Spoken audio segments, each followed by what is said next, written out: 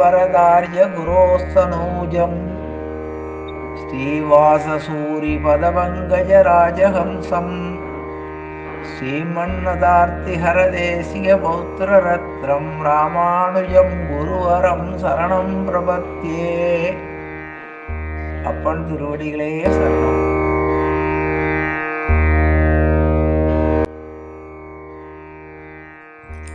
ஓம் ஸ்ரீசைலேச தயாபாத்திரம் தீபக்யாதிகுணார்ணவம் யதீந்திர பிரவணம் வந்தே ரம்யயா மாதரம் முனிம் லக்ஷ்மீநாதசமாரம்பாம் நாதயாமுன மத்தியமாம் அஸ்மதாச்சாரிய பரியந்தாம் வந்தே குருபரம்பராம். யோ நித்யமச்சுதபதாம்புஜயுக்மருக்ம வ்யோமோகதஸ்ததிராணிதனாய மேனே அஸ்மத் குரோர்பகவதோஸ்ய தயகசிந்தோ ராமானுஜஸ்ய சரணம் சரணம் பிரபத்யே. மாதா பிதா யோதனயஸ்தனயா விபூதிம் சர்வம் யதேவ நியமேன மனத்வயானாம் ஆத்யஸ்ய நகுலபதே வகுலாபிராமம் ஸ்ரீமத் ததங்குரயுலம் பிரணமாமி மூர்த்தா பூதம் சரஸ்ய மகதாவியக பட்டநாத ஸ்ரீ பக்திசார பரமசேகர யோகிவாகான் பக்தாங்கிரேணும் பரகால யதேந்திர மிஸ்ரான் ஸ்ரீமத் பராங்குசமுனிம் பிரணதோஷ்மி நித்யம் குருமுகமணதீப்ய பிராக வேதானசேஷான் நரபதி பரிக்ளுப்தம் சுல்கமாதானுகாமக ஸ்வசரமவரவந்தியம் ரங்கநாதஸ்ய சாட்சாத் துஜுகுலதிலகம் தம் விஷ்ணுசித்தம் நமாமே. மின்னார் தளமதில் சூழ் வில்லிபுத்தூர் என்றொருக்கால் சொன்னார் கலர்கமலம் சூடினோம் முன்னால் கிழியறுத்தான் என்றுரைத்தோம் கீழ்மையினீர் சேரும் வழியறுத்தோன் நெஞ்சமே வந்து பாண்டியன் கொண்டாட பட்டர்பிரான் வந்தான் என்று ஏண்டிய சங்கம் எடுத்தூத வேண்டிய வேதங்களோதி விரைந்து கிளியறுத்தான் பாதங்கள் யாமுடைய பத்து பல்லாண்டு பல்லாண்டு பல்லாயிரத்தாண்டு பல கோடி நூறாயிரம் மல்லாண்ட தெந்தோள் மணிவண்ணா உன் சேவடி செவி திருக்காப்பு அடியோ மோடும் நின்னோடும் பிரிவின் ஆயிரம் பல்லாண்டு வடிவாய் நின்வள மார்பினில் வாழ்கின்ற மங்கையும் பல்லாண்டு வடிவார் சோதி வளத்துறையும் சுடராழியும் பல்லாண்டு படைபோல் புக்கு முழங்கும் அப்பாஞ்ச சன்யமும் பல்லாண்டே பல்லாண்டு என்று பவித்திரனை பரமேட்டியை சாரங்கமென்னும் வில்லாண்டான் தன்னை வில்லிபுத்தூர் விட்டு சித்தன் விரும்பிய சொல் நல்லாண்டென்று நவின்றுரைப்ப நமோ நாராயணாய் வென்று பல்லாண்டும் பரமாத்மனை சூழ்ந்திருந்தேத்துவர் பல்லாண்டே. ஸ்ரீராம ராம ராமேதி ரமே ராமே மனோரமே சகசிரநாம தத்துல்யம் ராமநாம வராணனே ராமநாம வராணன் ஓம் நமைதி. பூமண்ணு மாது பொருந்திய மார்பன் புகழ் மலிந்த பாமண்ணு மாறன் அடிபணிந்து உயர்ந்தவன் பல்கலையோர் ராமண்ணி வந்த ராமானுசன் சரணாரவந்தம் நாமண்ணி வாழ நெஞ்சே சொல்லு ஓம் அவன் நாமங்களே. ஆண்டார் திருவடிகளே சரணம். ஆச்சாரியன் திருவடிகளே சரணம். ஜீயர் திருவடிகளே சரணம். இன்றைய தினம் நாம் உடையவருடைய விருத்தாந்தங்களை பற்றி பார்க்க போகிறோம். உய்ய ஒரே வழி உடையவர் திருவடி. நம்ம எல்லாம் உய்விக்குவதற்காக வந்த மகானவர். போன வாரம் சொல்லும்போது உடையவருடைய அவதாரத்தை பற்றி சொன்னேன். உடையவர் சாக்ஷாத் ஆதிசேஷனுடைய அம்சமாக அவதாரம் பண்ணவர். அவர் பிறக்கும் பொழுதே அவர் அவதாரம் ஆன செய்தி தெரிஞ்ச உடனே திருமலை நம்பிகள் அவருக்கு தாய் மாமா திருமலையிலிருந்து வந்து குழந்தை பிறந்திருக்கணும்னா 13 நாள் அந்த புண்ணியாஜனத்தன்று அந்த குழந்தைக்கு இளைய ஆழ்வார்னு பேர் வைக்கிறார். ஏன்னா அவர் வந்து அந்த குழந்தைய பார்த்த உடனே ஆதிசேஷனுடைய அம்சம்னு தெரியறது. ஆகவே ஆதிசேஷனுடைய அம்சமாக இந்த பூமியில் அவதாரம் பண்ணவர் லக்ஷ்மண பெருமாள்.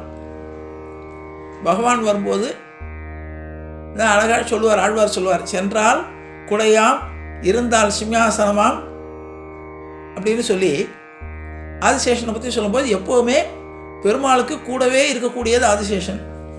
அவருடைய ஒவ்வொரு அவதாரத்துலேயும் ஆதிசேஷனும் வருவார். அதனால் இவரை பார்த்த உடனே இவருடைய தேஜஸை பார்த்த உடனே அந்த குழந்தை இந்த பூமியை உயிர்க்க வந்த குழந்தை. அதனால் அந்த தேஜஸை பார்த்து இளையாழ்வார்னு பேர் வைக்கிறார். அதை சமஸ்கிருதத்தை சொல்லும்போது ராமனுக்கு அனுஜன், ராமனுக்கு அடியவனாக அனுஜனாக இருந்தவன், அதனால் ராமானுஜம்னு பேர் வச்சார். தமிழில் இளையாழ்வார், சமஸ்கிருதத்தில் ராமானுஜன் பேர் வச்சார். இன்னும் சில காலம் கல்லி ஓரிரு வருடங்கள் கழித்து நான் ஏற்கனவே சொன்னேன், கமலநயன பட்டருக்கும் பெரிய பிராட்டிங்கிற, அதாவது ராமானுஜுடைய தாயார் பூமி பிராட்டி என்ற காந்திமதி, தகப்பனார் கேசவ சோமயாஜி. இந்த பூமி பிராட்டியுடைய சகோதரி தங்கை பெரிய பிராட்டின்னு பேர். அவளை மழலை மங்கலத்தில் கமலநாயன பட்டருக்கு திருமணம் செய்து கொடுக்கிறார்கள். சோமயாஜி ஸ்ரீபெரும்புதூரில் மகா பண்டிதர் அவர். சோமயாஜிக்கும் பூமி பிராட்டிங்கிற காந்திமதிக்கும் பிறந்தவர் இளையாழ்வார். பூமி பிராட்டியுடைய சகோதரியை மழலை மங்கலத்தில் கமலநாயன பட்டருங்கிறவருக்கு கொடுக்குறார். அவர்களுக்கு கொஞ்ச நாள் கழிச்சு ஒரு குழந்தை பிறக்கிறது. அந்த குழந்தை செய்தி கதோட அதே திருமலை நம்பிகள் இந்த குழந்தை இளையாழ்வாருக்கு அனுசரணையாக உதவியாக இருக்கும்னு கணிக்கிறார். கணித்த உடனே அந்த குழந்தைக்கு கோவிந்தன்னு திருநாமம் சொல்கிறார். 2 குழந்தைகளும் ஒரு உரிய பருவம் வருது. வந்த உடனே உபவீதம் செய்து வைக்கிறார்கள். 2 குழந்தைகளுக்கும் சேர்த்து வைத்து இப்போ வேத அத்தியாயனம் பண்ணணும். அப்போ படிப்புனாவே வேதம்தான். வேதம், சாஸ்திரங்கள், பிரமாணங்கள் இதெல்லாம் தான் படிக்கணும். அந்த ஊரில் யாதவ பிரகாசர்னு ஒரு அத்வைதி, ரொம்ப மிகவும் கற்ற பண்டிதர், வேதங்களையெல்லாம் கரைத்து குடித்தவர் அப்படின்னே சொல்லலாம். அந்த காஞ்சிபுரத்தில் மகா பண்டிதர் அவர்.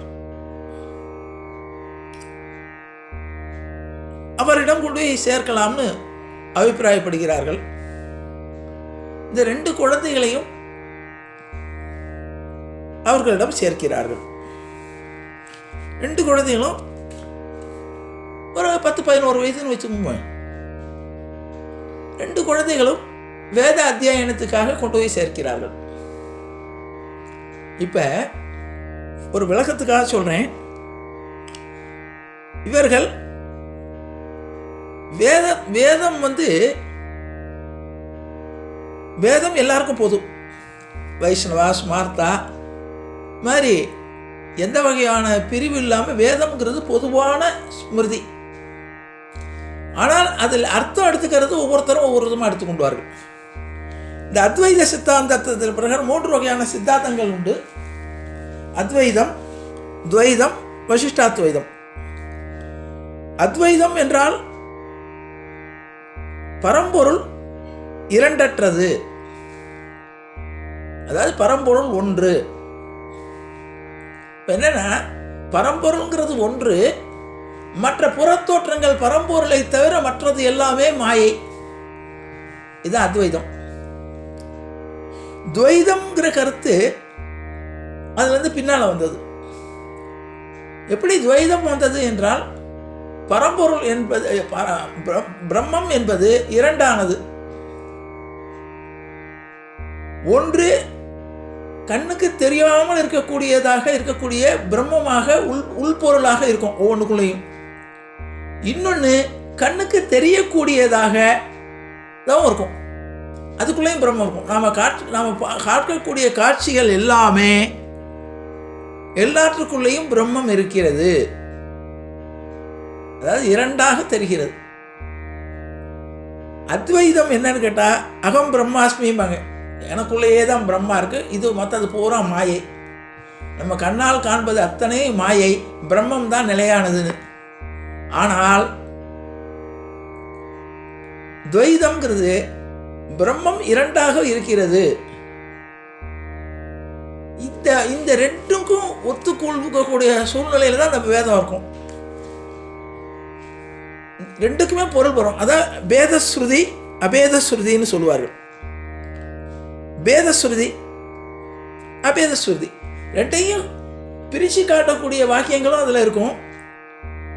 அபேதமாக பிரிக்காமல் ரெண்டையும் ஒன்றாவும் காட்டக்கூடிய வாக்கியங்கள் அந்த வேதத்தில் இருக்கு. இந்த அத்வைதிகளெல்லாம் பிரம்மம் ஒன்று இரண்டல்ல அப்படிங்கிற தாத்பரியத்தை கொண்டு அவர்களுடைய வியாகியானங்கள் அதெல்லாம் தொடரும். இது நான் ஒரு அறிமுகத்துக்காக சொல்கிறேன். இது பெரிய ஞானமான விஷயம். இதுக்கு மேலே தெளிவாக சொல்கிற அளவுக்கு எனக்கு சக்தியும் கிடையாது, ஞானமும் கிடையாது. இருந்தாலும் நான் புரிந்து கொண்ட வகையில் சொல்கிறேன். இந்த அடிப்படையில்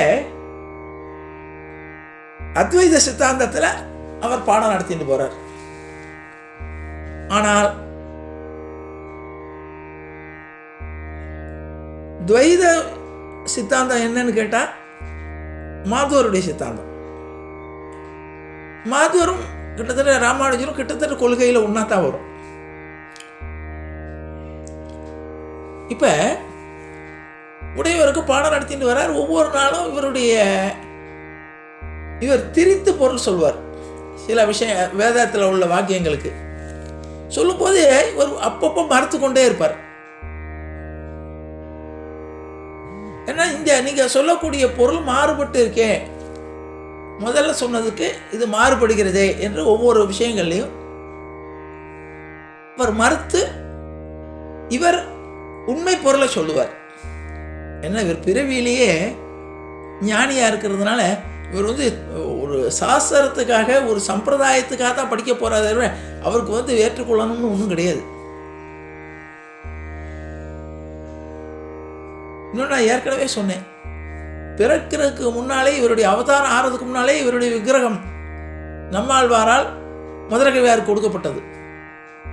மதுரகவியாருடைய விருத்தாந்தம் பார்க்கும்போது பார்த்தோம். மதுரகவியார் கேட்குறார் நம்மாழ்வார்கிட்ட, சுவாமி உங்களுடைய திருவுருவத்தை பிரதிஷ்டை பண்ணலான்னு நினைக்கிறோம் அப்படின்னார். நாளைக்கு தாமிரபரணியில் குளிச்சேன்னா ஸ்நானம் பண்ணும்போது உனக்கு ஒரு விக்கிரகம் கிடைக்கும், அதை பிரதிஷ்டை பண்ணிக்கோனார். தாமிரபரணியில் முங்கி எழும்போது இவர் கைக்கு ஒரு விக்கிரகம் கிடைக்கிறது. பார்த்தா நம்மாழ்வார் மாதிரியே இல்லை. மதுரகவியார் கேட்குறார், சுவாமி இது உங்களை மாதிரியே இல்லையே அப்படின்னார். இன்னொரு நூற்றுக்கணக்கான ஆண்டுகளுக்கு பின்னால் இவர் அவதாரம் பண்ண போகிறார். இவரால் தான் பிரபந்தமும் வைஷ்ணவ சித்தாந்தம் நிலைநிறுத்த போகிறது, அதனால் இவரை பிரதிஷ்டை பண்ணிடுங்கோ அப்படின்னாராம்.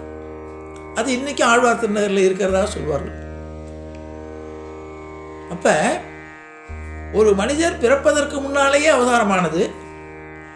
இன்னொன்று, நாதமுனிகள் ஆளவந்தாரால் பின்னால் காட்டுறார், இவரால் தான் வைஷ்ணவ சித்தாந்தம் சிறப்படைய போகிறதுன்னு.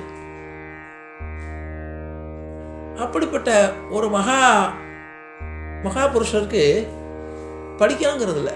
ஆனால் உலக வழக்கங்களுக்கு, சாஸ்திரங்களுக்கு, சம்பிரதாயங்களுக்கு கட்டுப்பட்டு அவர் வித்யாரம்பத்துக்கு போகிறார். அவருக்கும் யாதவ பிரகாசருக்கும் நிறைய கருத்து வேறுபாடுகள் வருது. குறிப்பாக ஒரு நாள் இந்த குருகுலத்தில் என்ன ஒரு விசேஷம்னு கேட்டால், குருகுலம் முதல்ல பணிவு தான், பணிவிடை தான்.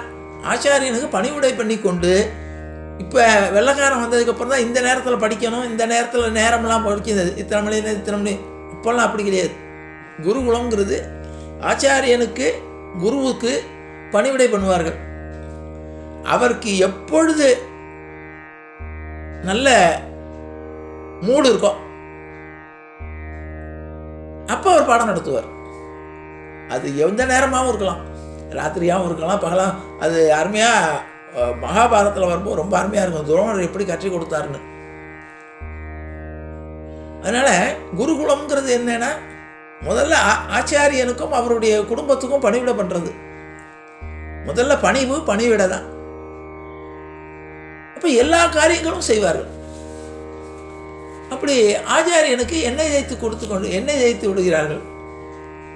இப்போ உடையவர் முதுகு பக்கம் இருந்து கொண்டு முதுகெல்லாம் எண்ணெய் தேய்ச்சி விட்டு கொண்டு இருக்கார். இப்போ வேதத்தில் ஒரு வார்த்தை வருது, தஸ்ய யதா கப்யாசம் புண்டரீக வேவபக்ஷினி அப்படின்னு வருது. அதில் வெறும் பிருஷ்டம்னு ஒரு வார்த்தை வரும். பிருஷ்டம்னா என்னன்னா சிவந்த கண்களையுடைய பிரம்மம்னு வரும். இதுக்கு விளக்கம் சொல்லும்போது 2 வகையான அர்த்தம் இருக்கும். சிவப்புங்கிறதுக்கு உதாரணம் எதை வேணாலும் சொல்லலாம். பிருஷ்டம்ங்கிற வார்த்தைக்கு யாதவ பிரகாசா சொல்லும்போது என்ன சொல்றாருன்னா, குரங்குனுடைய பின்பகுதியில் இருக்கக்கூடிய அந்த உறுப்பாகிய அது மாதிரி சிவப்பா இருக்கும்னு சொல்லிடுறார். உடையவருக்கு ஆத்திரமும் வருகிறது, கண்களில் தாரதாரையா கண்ணீர் வருது. அந்த கண்ணீரானது கோபத்தினால வரக்கூடிய கண்ணீரானது கொதிக்க கொதிக்க அவருடைய முதுகுல தெரிக்கிறது, விழருது. அது ஏதோ வெந்நீரை மேலே விட்டது மாதிரி அவருக்கு ஒரு உணர்ச்சி. கோபமாக ராமானுஜரை பார்க்கிறார். பார்த்த உடனே உடையவர் சொல்றார், சுவாமி, அருமையான பொருள் இருக்க, இப்படி அபத்தமான பொருளை, பொருந்தாத பொருளை சொல்றீங்களே. பிருஷ்டம்னா தாமரை போன்ற, மலர்ந்த தாமரை போன்ற கண்களையுடைய பிரம்மம்னு சொல்றதுக்கு பதிலா நீங்க எப்படி ஒரு மிக பொருந்தாத ஒரு உதாரணத்தை சொல்றீங்களேன்னு சொல்லி வருத்தப்படுகிறார். இது போன்ற பல நேரங்களில் அவருடைய ஒவ்வொரு வாதங்களுக்கும் மறுப்பு சொல்லிட்டே இருக்கார். உடனே இவர் சொல்லக்கூடிய சித்தாந்தமே துவைத சித்தாந்தத்தை அடிப்படையா இருக்கு. அதாவது பிரம்மம் ஒன்றல்ல இரண்டானதுங்கிற அர்த்தத்தில் இவர் அதே வேதத்துக்கு உண்டான பொருளை தகுந்த பிரமாணங்களோடு சொல்லிட்டு இருக்கார். உடனே இவருக்கு ரொம்ப கோபம் வருது. நீ இனிமே என்னிடம் படிக்க வர வேண்டாம்னு சொல்றார். ஆனால் இவருடைய அறிவையும் ஞானத்தையும் வந்து இவரை இழக்கவும் யாதவ பிரகாசருக்கு மனசு வரல. ஏன்னா அந்த காலத்தில் என்னன்னா, ஆச்சாரியன் தகுதியான ஆச்சாரியனாக இருந்தால் அவர் என்ன சொன்னாலும் அதுக்கு பணிஞ்சு போகக்கூடிய மாணவர்களும் வந்தார்கள். மாணவர்கள் திறமையானவர்களாக இருந்தார்கள், அவர் ஆச்சாரியர்கள் விடுவதும் இல்லை. அதனால இவர் வந்து அவரை விடுவதற்கு மனசு இல்லை. சரி என்று கண்டித்து விட்டு அப்படியே தொடர்ந்து கொண்டு இருக்கிறது. ஆனால் ஒரு காலகட்டத்தில் இவருக்கு குருவை மிஞ்சிய சிஷ்யன் ஆயிடுவார் போல இருக்கு. சிஷ்யர்களும் ராமானுஜருடைய விளக்கங்களை கேட்டு ஆச்சரியப்படுகிறார்கள். அவர்களும் ஆச்சாரியன் கேள்வி கேட்க ஆரம்பிக்கிறாங்க இதனுடைய அடிப்படையில். இப்பொழுது யாதவ பிரகாசருக்கு தோணுறது, இவன் வளர்ந்து வந்தால் பின்னால இவருடைய அத்வைத சித்தாந்தத்தை அழித்து விடுவார். இவர் ஒரு சித்தாந்தம் வச்சிருக்கார், துவைத சித்தாந்தத்து பிரகாரம் நிலைநாட்டிடுவார் தோன்றதுனால இவரை ஒழிச்சு கட்டணும்னு முடிவு பண்ணுகிறார். அந்த காலத்தில் என்ன நினைத்து கொண்டிருக்காருன்னா, காசியில இறந்தால் புண்ணியம். அதில் இன்னொரு சாஸ்திரம், அது இந்த நடைமுறைக்கு ஒத்து வராது, இருந்தாலும் சொல்கிறேன். காசியில ஒருத்தனை கங்கையில் தள்ளி விட்டாலும் புண்ணியம், அவனுக்கு மோட்சம் கிடைக்கும். அதாவது கங்கையில் விழுந்து போகிறவனுக்கும் மோட்சம், தள்ளி விட்டவனுக்கு அந்த பாவம் வராதுன்னு ஒரு சாஸ்திரம். இப்போ சொன்னால் அது நம்ம ஏற்றுக்கொள்ளக்கூடியதாக இருக்காது, இருந்தாலும் அப்படி ஒரு நம்பிக்கை. அதனால் இவரை காசிக்கு அழைத்து கொண்டு, மாணவர்களை எல்லாம் காசிக்கு அழைத்து கொண்டு போகிறோம் அப்படின்னு ஒரு பயணத்துக்கு திட்டமிடுகிறார்கள். இவருடைய திட்டம் என்னன்னு கேட்டால், ராமானுஜரை மணிகர்ணிகான இங்கே இப்போ இருக்கு காசியில் மணிகர்ணிகா காட்டுன்னு பேர். அங்கே இப்போது ஹரிச்சந்திரா காட்டு, மணிகந்திரிகா, ஹனுமான் காட்டு, அசிகா, இப்படி நிறைய ஒரு காட்டுனா அந்த படித்துறை. அந்த இடத்துல குளிக்கும்போது ராமானுஜர் சின்ன பையன் தானே, கங்கையில் தள்ளி விட்டா கங்கையில் நீச்சல் தெரியாமல் உள்ளே விழுந்து போயிட்டாருன்னு சொல்லிடலாம்.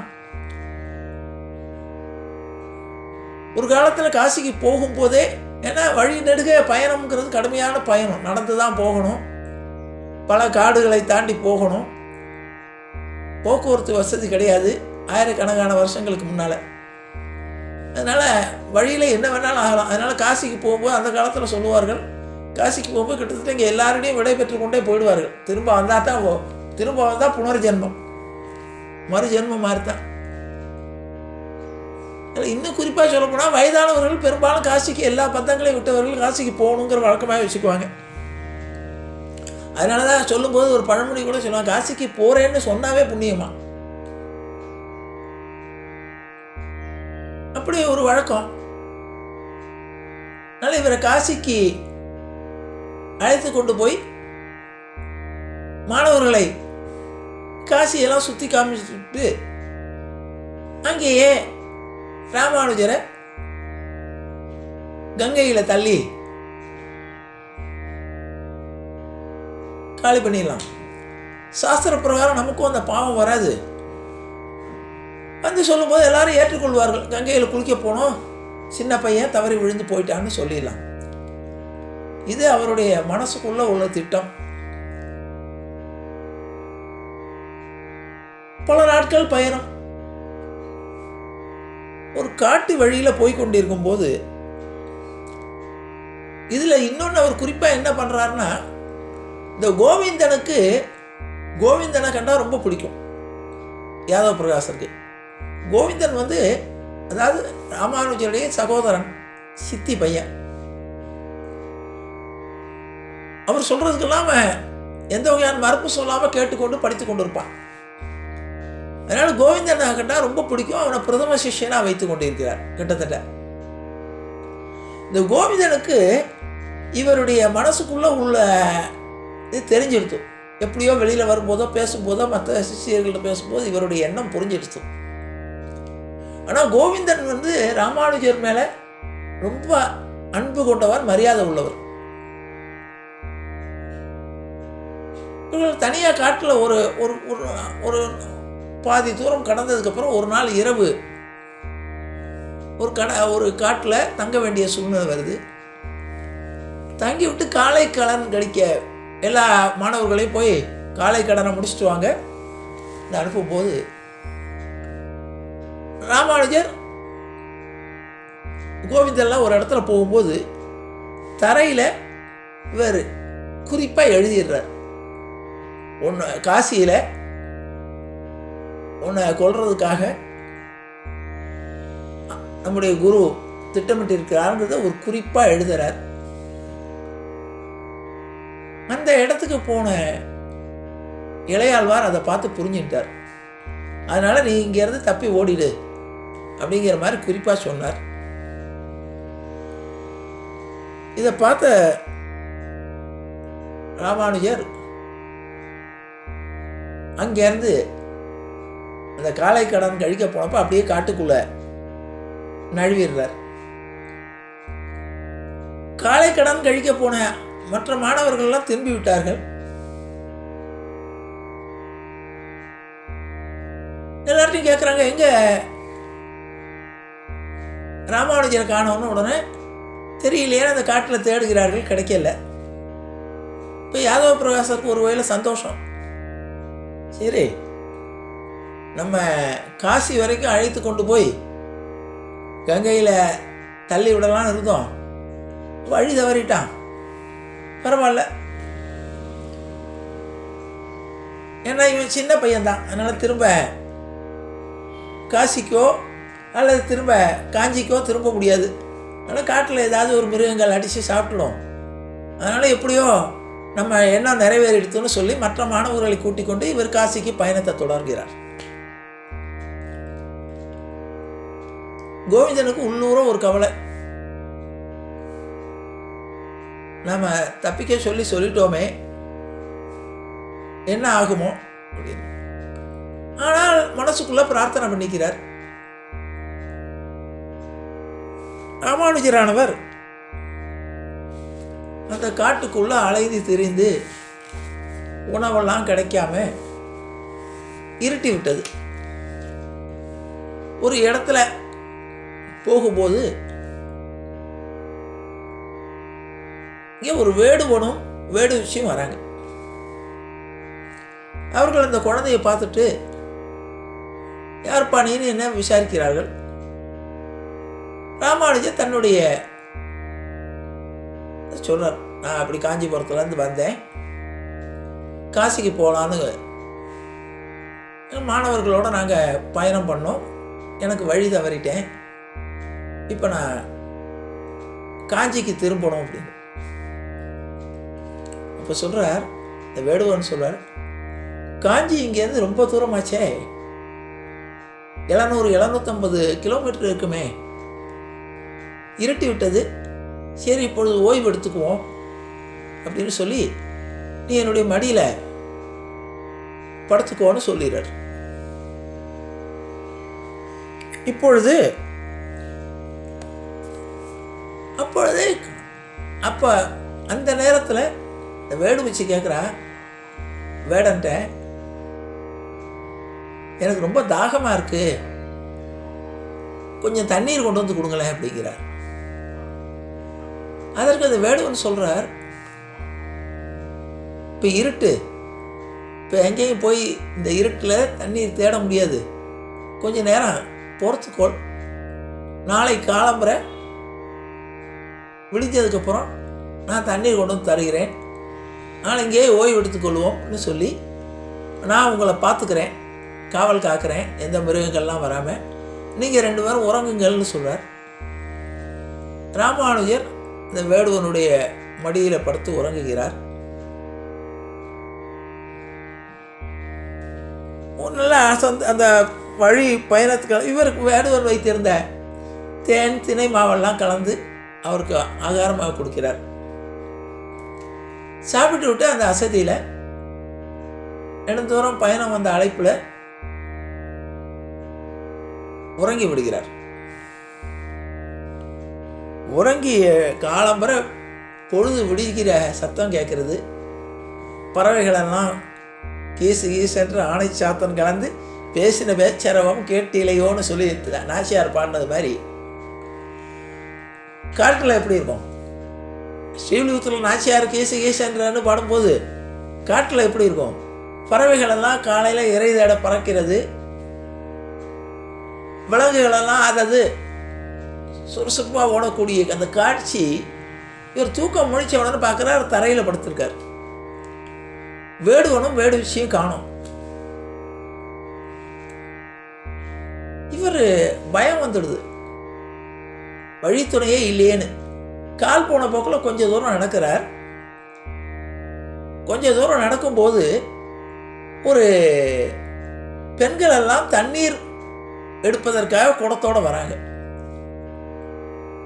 அந்த பெண்களை பார்த்து கேட்குறார், அம்மா இது எந்த ஊர்னு கேட்குறார். அப்போ அந்த பெண்கள் எல்லாம் சொல்கிறாங்க, பார்க்குறதுக்கு பிராமண பையன் மாதிரி இருக்கியப்பா, அதோ பாரு கோபுரம் தெரிகிறது பாரு, பெரிய பெருமாள் வரதராஜ பெருமாளுடைய கோபுரம் தெரியறதே, இது காஞ்சிபுரம்னு தெரியலையா உனக்கு அப்படின்னார். அப்படியே புல்லரிச்சு போறார். ஒரே நாள் இரவுல நூற்றுக்கணக்கான மைல் தள்ளி இருக்கக்கூடிய காட்டில் படுத்து கொண்டிருந்தவர் விடுதி எந்திருந்தா எந்த பிரயத்தனம் பண்ணாம காஞ்சிபுரத்தினுடைய நகர எல்லையில வந்து படுத்திருக்கார். உடனே இவருக்கு ஆஹா, நேற்று வேடுவனாகவும் வேடுவிச்சியாகவும் வந்தது சாட்சார் பெருமாளும் தாயாரும் தான். நாம இது தெரியாம போயிடுத்தேன்னு நினைச்சு பெருமாளுக்கு நன்றி சொல்லி நேர திருக்கட்சி நம்பிகளை சந்திக்கிறார். சந்தித்து நடந்த விஷயங்களை எல்லாம் சொல்றார். திருக்கட்சி நம்பிகள் ஏற்கனவே சொன்னேன், பெருமாளோடு தத்ரூபமாக பேசக்கூடியவர். திருக்கட்சி நம்பிகளுடைய விருத்தாந்தத்தை ரொம்ப நன்னா பார்த்தோம், அருமையாக அனுபவித்தோம். பெருமாள் அர்ச்சா நிலையை களைந்து நேரடியாக பெருமாளோடு பேசப்படுகிறார். இவரோட திருக்கட்சி நம்பிகளோட அப்படி அவ்வளோ பெருமாளோடு பாக்கியம் பண்ணவர். அதனால் அவர்கிட்ட பணிந்து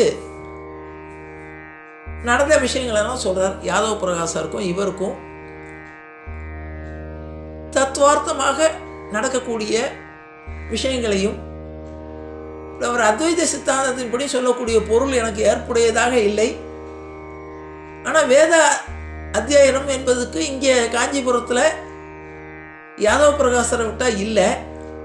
நான் படித்து கொண்டிருந்தேன். இப்படி பாரு நடந்தது, இப்படி கோவிந்தன் சமிஜை சொன்னார், இப்படி நடந்ததுன்னு உடனே திருக்கட்சி நம்பிகளுக்கு ரொம்ப சந்தோஷம்.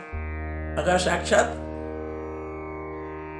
எவ்வருமானும் தாயாருமாக வந்து இந்த குழந்தைக்கு இவ்வளவு சீக்கிரம் அனுகிரகம் பண்ணியிருக்காளே. இன்னொன்று, கற்றாரே கற்றாரே காமொருவர்னு அவருக்கு இது பெரிய ஆச்சரியமாகவும் இல்லை.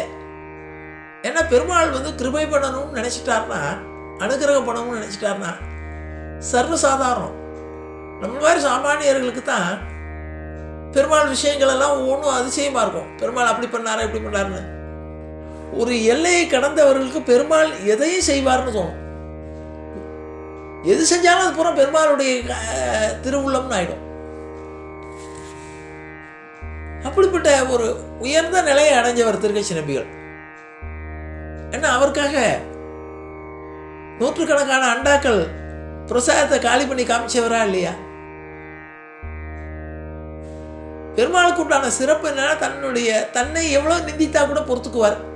தன்னுடைய பக்தனை பாகவதனுக்கு ஏதாவது ஒரு சங்கடம் ஏற்பட்டால் ஒரு க்ஷணம் கூட பெருமாள் பொறுத்துக்க மாட்டார். அதான் அழகாக சொன்னார் ஆழ்வார், ஒரு யானை அதுக்கு 6 அறிவு கிடையாது, பெருமாளுக்கு புஷ்ப கைங்கரியம் பண்ணுது. புஷ்ப கைங்கரியம் பண்ண யானை வந்து ஒரு குளத்துல போய் பொய்கையில தாமரை புஷ்பத்தை பறங்கணும்னு போறது. அங்கே ஒரு முதலை சாபத்தினால ஒரு அடியவருடைய காலை பிடித்தால்தான் உனக்கு சாபமோஷனம்னு ஒரு முதலையாக தண்ணீருக்குள்ள இருக்கு. இந்த முதலை யானையுடைய காலை பிடித்துக் கொள்கிறது. முதலைக்கும் யானைக்கும் பல நாள் போராட்டம். யானை தரைக்கு இழுக்கிறது, ஏன்னா யானைக்கு தரையில் பலம், முதலைக்கு தண்ணீரில் பலம். ரெண்டுக்கும் பல நாள் போராட்டத்துக்கு பிறகு ஒரு தன்னுடைய சக்தியெல்லாம் இழந்த நிலையில் இந்த யானை ஆதி மூலமேன்னு கத்துறது. அதுக்கு என்ன யாரை சொல்லுறதுன்னு தெரியல. அது பிளறின குரல் ஆதி மூலமேன்னு கத்துறது. இது ஆதி மூலமேன்னு குரல் கேட்ட உடனே பிரம்மா பார்த்தார், இது நமக்கு வந்த கால் இல்லை, இது ஏதோ ராங் கால் அப்படின்னு சுவிட்ச் ஆஃப் பண்ணிட்டார். கைலாயத்தில் எதிரொலிக்கிறது, அவர் மூலம் நான், ஆனால் ஆதி மூலம் நான் இல்லை. அவரும் செவி மடுக்கல. இது வைகுந்தத்தில் எதிரொலிக்கிறது. ஆதி மூலமேன்னு இந்த குரல். இந்த குரலை கேட்டோன்னு பெருமாள் என்ன பண்ணார்னா, ஆஹா நம்ம தான் கூப்பிடுறாங்க, யாரோ ஒரு பக்தனுக்கு ஆபத்து வந்துடுத்து, இதை காப்பாற்றணும்னு பெருமாள் என்ன பண்ணார்னா, இப்போ தாயாரோட விளையாடின்னு இருக்காராம், சொக்கட்டம் ஆடின்னு இருக்காராம். உடனே எந்திரிச்சு புறப்பட்டாராம். புறப்பட்ட உடனே அவருடைய வேஷ்டி அவுந்து விட்டான். தன்னுடைய அவிழ்ந்த வேஷ்டியை ஒரு கையினால் பிடிச்சிட்டாராம். இந்த குரல் வந்தவுடன் இன்னொரு ஆச்சரியம் என்னன்னா, பெருமாளுடைய வாகனமாகிய கருடன் ஆதி மூலமே குரல் கேட்டோன்னா அது புறப்பட்டு விட்டான். பெருமாள் காப்பாற்ற புறப்பட்டுடுவார், நம்ம வண்டியை எடுக்கிறதுக்கு லேட் ஆகக்கூடாதுன்னு அது முதல்ல வேகமாக புறப்பட்டு தான். இந்த அந்த ஓடிய அந்த கருடன் மேலே இவர் ஒரு கையினால் தன்னுடைய இடுப்பில் இருக்கக்கூடிய உத்திரியத்தை பிடித்து கொண்டு பாய்ந்து அந்த கருடன் மேலே ஏறி போய் காப்பாற்றினார் அப்படின்னு சொல்லி ஆழ்வார் அனுபவிக்கிறார். அப்படின்னா என்னன்னா, நம்முடைய குரல் கேட்ட உடனே அதற்கு செவி சாய்க்கக்கூடிய பகவான். அதனால தான் பகவானை சரணாகதி பண்ணுங்கன்னு வள்ளுவன் சரணாகதிக்காகவே 10 பாட்டு எழுதினார். அது ரொம்ப வள்ளுவன் சரணாகதியை முதல்லையே சொன்னவர். வைஷ்ணவத்தில் ரொம்ப விசேஷம் என்னன்னா சரணாகதி தான். வைஷ்ணவ தத்துவம் எத்தனையோ தத்துவங்கள் இருந்தால் கூட கீதையில் சொன்ன உடனே கடைசியில் என்ன சொல்கிறார்? அர்ஜுனன் கேட்குறான், எத்தனையோ தர்மங்கள் சொன்னேன், ஞான யோகம் சொன்னேன், பக்தி யோகம் சொன்னேன், கர்ம யோகம் சொன்னேன், எனக்கு ஒரே குழப்பமாக இருக்குது, நான் எந்த மார்க்கத்தை கடைப்பிடிச்சி நான் கடை தேர்றதுன்னு கேட்குறேன். அப்போ தான் சர்வதர்மான் பரிச்சேஷ மாயேகம் சரணம் முறைய, எல்லா இதையும் விட்டுடு, என்னை சரணாகதி பண்ணு. வராக சரம ஸ்லோகம்னு ஒன்று இருக்குது, வராகமூர்த்தி சொல்கிற சரம ஸ்லோகம்.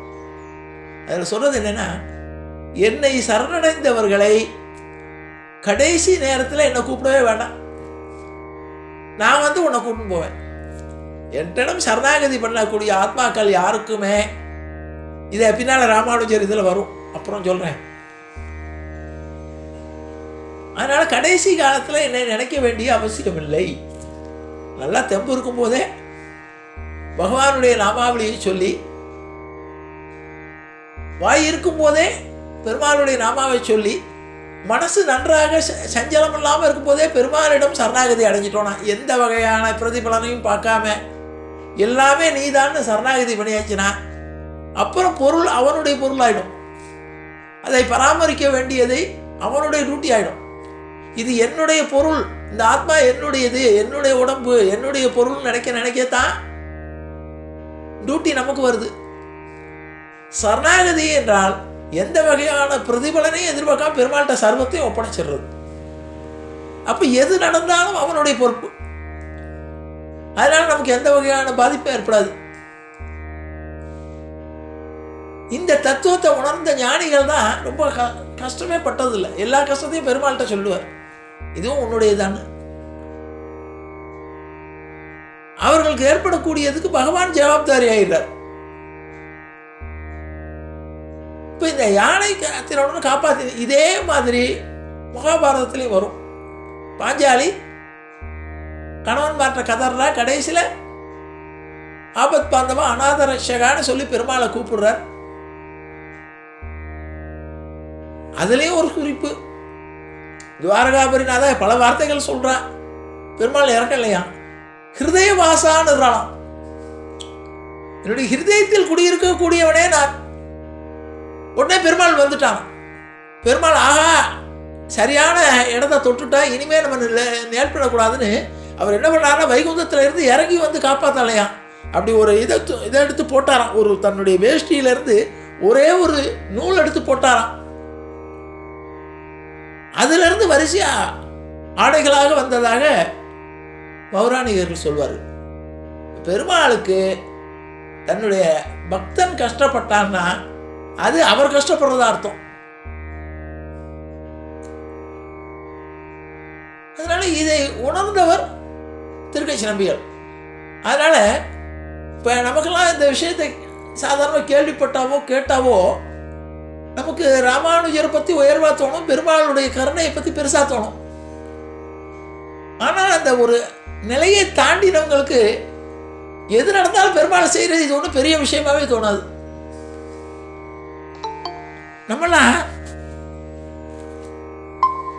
நமக்கெல்லாம் சில விஷயங்கள் பெருமாள் செஞ்சாருன்னு நினைக்கும் போது பெருமாள் செஞ்சிட்டாருன்னு பெரிய ஆச்சரியமா இருக்கும். திருக்கட்சி நம்பிகள் ரொம்ப சந்தோஷப்பட்டுட்டார்.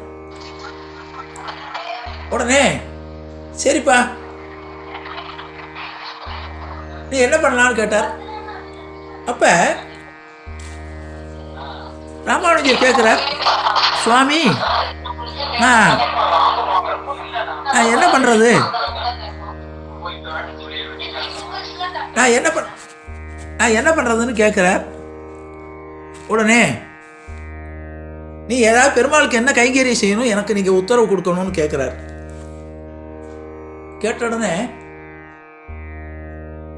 அப்போ ராமானுஜர் பெருமாள் உனக்காக ஏதோ ஒரு அடையாளம் காட்டியிருக்காரு, என்ன நடந்ததுங்கிற மறுபடியும் கேட்குறார். கேட்கும்போது சொல்கிறார், தாயார் தாகமாக இருந்தா, எனக்கு தாகமாக இருக்குன்னு சொன்னப்ப வேடுவனாக வந்த பெருமாள் என்ன சொன்னார்னா, ஐயோ இந்த சின்ன குழந்தைய நான் தனியாக விட்டுட்டு உங்கள் 2 பேரை விட்டுட்டு போய் நான் தண்ணி எடுக்க முடியாது, காலம்பரை பார்த்துக்குவோம், அதனால் கொஞ்சம் தாகத்தை பொறுத்துக்கோன்னு சொன்னார். அப்போ நான் பெருமாளுக்கு தாகத்தை தீர்க்கக்கூடிய தண்ணீர் இறைக்கக்கூடிய வேலையை நான் பார்க்குறேன்னார். அங்கே சாலை கிணறுன்னு இருக்குது. அந்த சாலை கிணறுல வந்து பெருமாளுக்கு திருமஞ்சனத்துக்கும் பெருமாளுடைய நித்திய கைங்கரியங்களுக்கு நான் தண்ணி எடுத்து கொடுக்குறேன், அந்த காரியத்தை பார்த்துட்டு இருக்கேன்னார். சரின்னு திருக்கட்சி நம்பிகளுடைய தினசரி கைங்கரியம்னா பெருமாளுக்கு ஆளவிட்ட கைங்கரியம், தினசரி விசரி வீசுறது. அந்த பெருமாளுக்கு ஆளவிட்ட கைங்கரியம் அவர் பண்ணிட்டு இருக்கார். இவர் சாலை கிணறுலேருந்து தினசரி தீர்த்தம் எடுத்துட்டு வரார். இடையில ஒரு நாள் ஆள வந்தார் வந்து பின்னால ராமானுஜருடைய இந்த செய்திகள் ராமானுஜருக்கும் யாதவ பிரகாசருக்கும் வரக்கூடிய வாக்குவாதங்கள், இவர் துவைத சித்தாந்த பிரகாரம் பிரம்மம் பரபிரம்மமானது இரண்டானது, வைஷ்ணவ சித்தாந்தம் அதுதான், எல்லா பொருள்களுக்குள்ளேயும் இரண்டாக காட்சி தரிக்கிறது, பொருள் வெளியில தெரியக்கூடிய பொருள் ஒன்று, அதுக்குள்ள பிரம்மம் இருக்கு,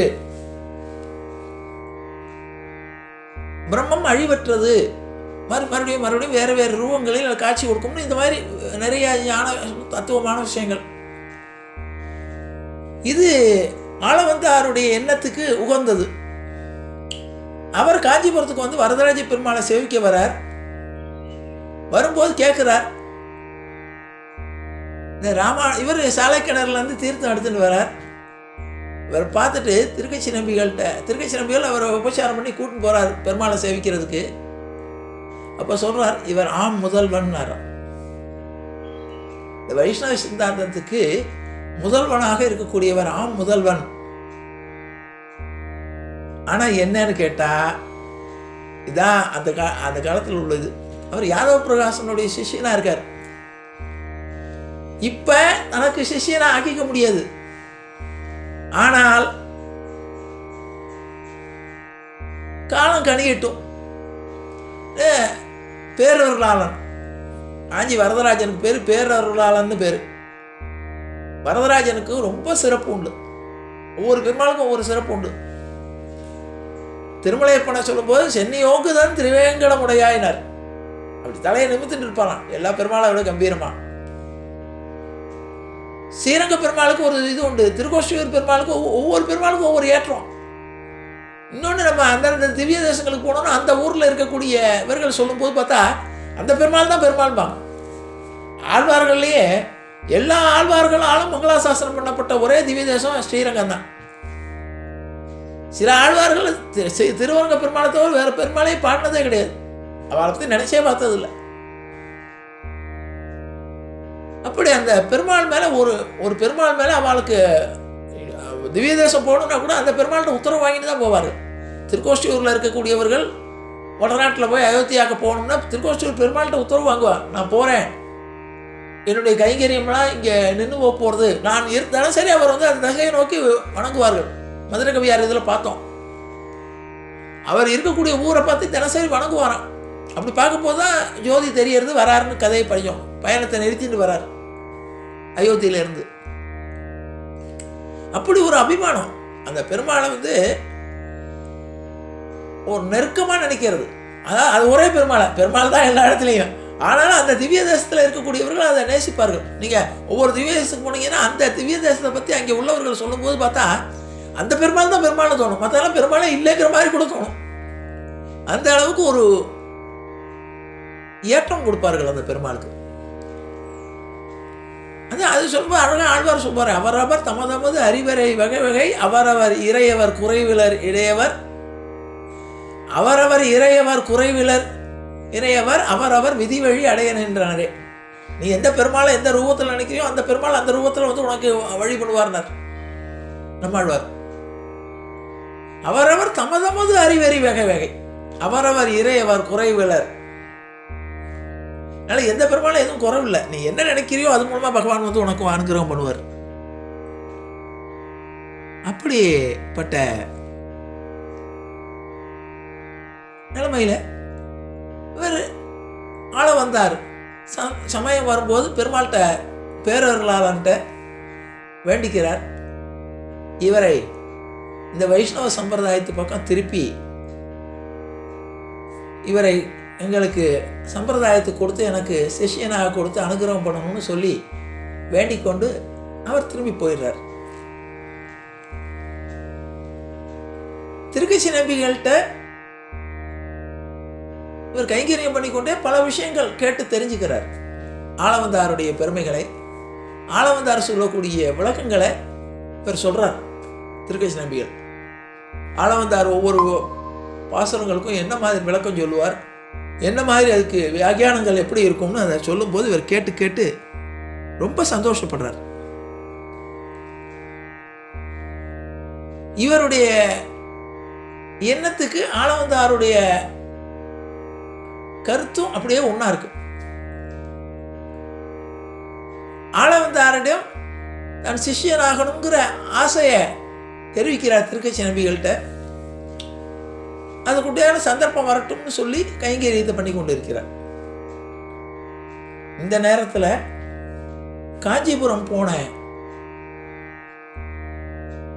யாதவ பிரகாசர் தன்னுடைய சிஷியர்களுக்கு இந்த காசி விஸ்வநாதரை காமிச்சு அங்கே உள்ள அத்வைதிகளோடு சம்பாஷணை பண்ணி அத்வைத கருத்துக்களை சொல்லி அந்த பரமேஸ்வரனுடைய பெருமைகளை சொல்றார். வேதத்தில் ஈஸ்வரனை எப்படியெல்லாம் குறிப்பிட்டிருக்குங்கிற அதெல்லாம் பற்றி விளக்கமாக சொல்றார். சொல்லிட்டு கங்கையில் குளிக்கும் போது இந்த கோவிந்தனுக்கு கையிலே ஒரு லிங்கம் கிடைக்கிறது, சிவலிங்கம். அதை கொண்டு வந்து கங்கையில் குளித்து முழுகி எழுந்திருக்கும் போது என்னுடைய கையில் ஒரு லிங்கம் வந்தது அப்படின்னு சொல்ல, உடனே இவருக்கு ரொம்ப சந்தோஷம். சிவபெருமானுடைய அனுகிரகம் உனக்கு கிடைச்சிருத்து இங்கே காசியில், அதனால நீ சைவத்தை ஏற்று விபூதி தரித்து நீ இங்கேயே காளஹஸ்திக்கு கூட்டிட்டு போறார். வரும்போது திரும்பி வரும்போது காளஹஸ்தியில் நீ இங்கேயே தங்கி இருந்து உள்ளங்கை லிங்கம் கொணர்ந்த நாயனார்னு பேர் வைக்கிறார். உன்னோட கையில் லிங்கம் கிடைச்சதுனால இந்த சிவலிங்கத்தை வச்சு பூஜை பண்ணி தீட்சை கொடுத்து சைவராக மாறி கோவிந்தன் அங்கே உள்ளங்கை லிங்கம் கொணர்ந்த நாயனார்ங்கிற பேரோட காளஹஸ்தியில இருக்கார். அவர் அங்கே விட்டுட்டு என்னுடைய சிஷியனாக நீ இங்கே மடத்தை ஸ்தாபித்து கொண்டு காளஹஸ்தியில் காளஹஸ்திநாதருக்கு தினசரி கைங்கரியம் பண்ணி கொண்டு நீ இங்கேயே என்னுடைய சிஷ்யனாக இங்கே இருன்னு சொல்லி அவரை அனுப்பிவிட்டு காஞ்சிபுரத்துக்கு திரும்புகிறார். திரும்பின உடனே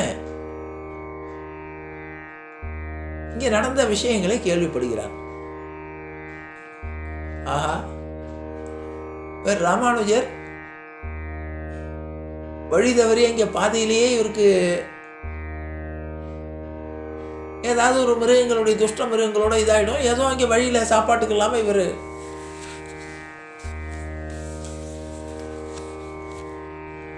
இவரை அனுப்பிட்டோன்னு நினைச்சு சந்தோஷப்பட்டா இங்கே வந்தா இப்படி ஒரு வேடுவனும் வேடு வச்சுமா பெருமாள் வந்து காப்பாத்திருக்காருன்னு சொன்னது இவரை நம்பவும் முடியல, நம்பாம இருக்கவும் முடியல. உடனே வந்த உடனே மறுபடியும் ராமானுஜரை தன்னுடைய மாணாக்கராக சேர்த்து கொண்டு திருக்கேச நபிகள் சொல்லிடுறார், நீ படிப்பை பாதியில் விட வேண்டாம். அவரோ பெரிய மகா ஞானி பண்டிதர். அதனால சந்தர்ப்பம் வரும் வரை, அவரா உன்னை வேண்டான்னு சொல்றது வரை உன்னுடைய படிப்பை தொடரலாம், தொடருன்னு சொல்கிறார்.